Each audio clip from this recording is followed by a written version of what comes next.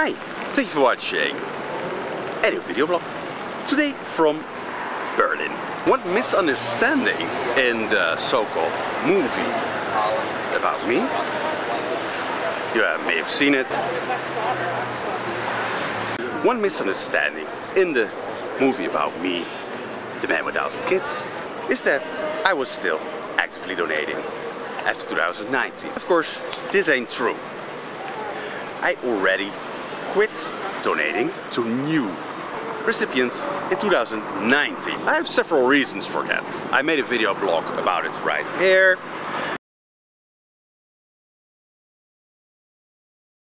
There focus on my personal life. And one part of my personal life was that I was in a relationship before the relationship, and the relationship ended. And that made to me clear that I had to focus more on my own private life, on my own dreams and desires that I have.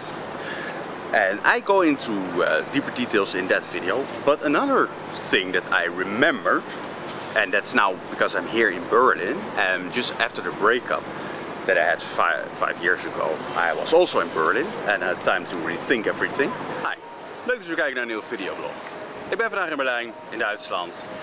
En passief inkomen vanuit dividend investeren is daadwerkelijk de elite manier van passief inkomen.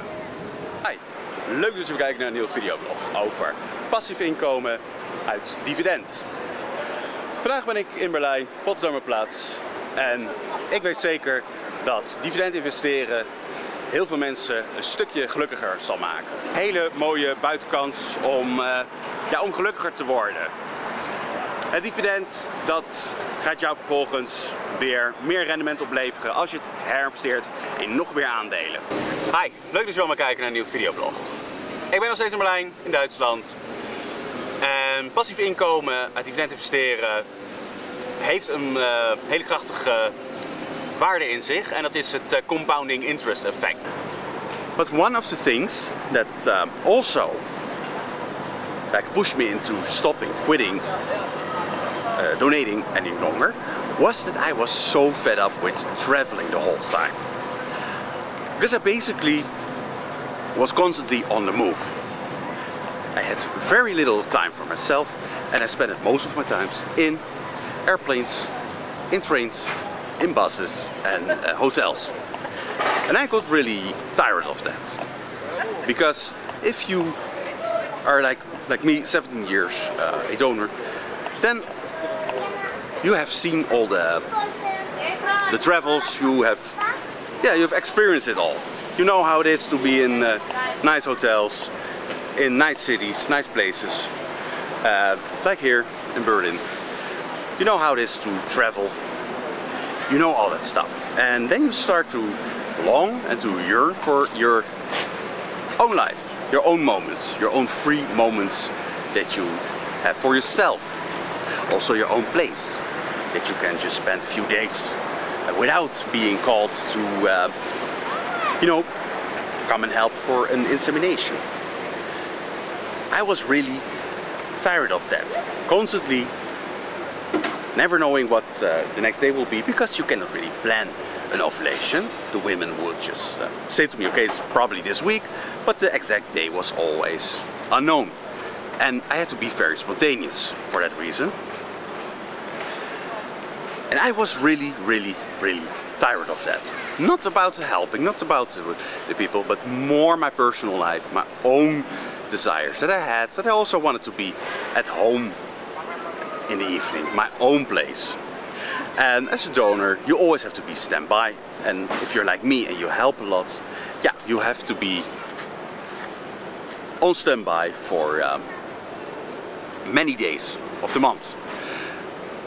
And I remember when I was today in the Straßenbahn, I remember like, oh no, I really don't want to go back to a time where I was constantly on the move, always living in hotels, not seeing my friends that often, spending times alone at night because you were alone in certain cities, and that was really not the life that I wanted any longer. I just was very, very tired of it. And like I say, not about the people, not about the children, not about being a donor, but pure the traveling. And I wanted to have my own life back, my own dreams, because I have dreams also for myself. And it started already in 2017, started to realize like, okay,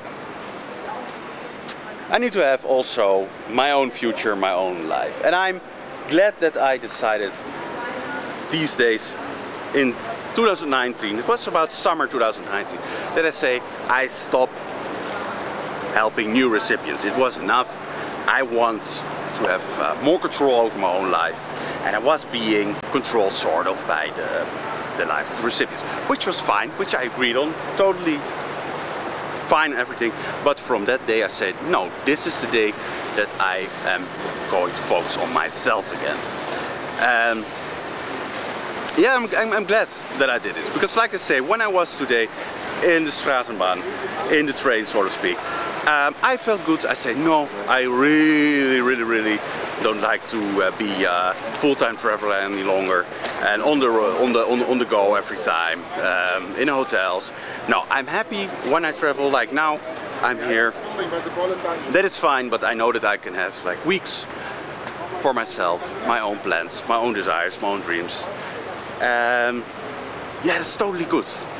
So that's a memory that I wanted to share. That's a thing that I think many people don't understand about my help. They think like, oh, he was still donating right before the court case and everything. No, totally not. I already, for 4 years, stopped helping new recipients. Already 4 years. So you can see how sketchy this whole thing was, this whole court case. Very sketchy. Because they knew, and they already admitted it in the movie, they admit that they had no evidence for that. That they had to create some sort of evidence, like a sting operation, and that's their evidence. So crazy. So yeah, I stopped donating in 2019 for personal reason, like private reason, like a relationship that ended, life goals that changed, but also that I was so tired of the traveling. And I can guarantee you that a little bit of traveling is nice, but a full-time traveler like me to all these countries, it wears down on your health, your mental state. Yeah, in that regard, I say, yeah, I'm glad that I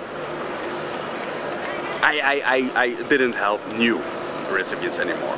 So yeah, that was it for today. From Berlin, I say thank you for watching. I'll see you next time.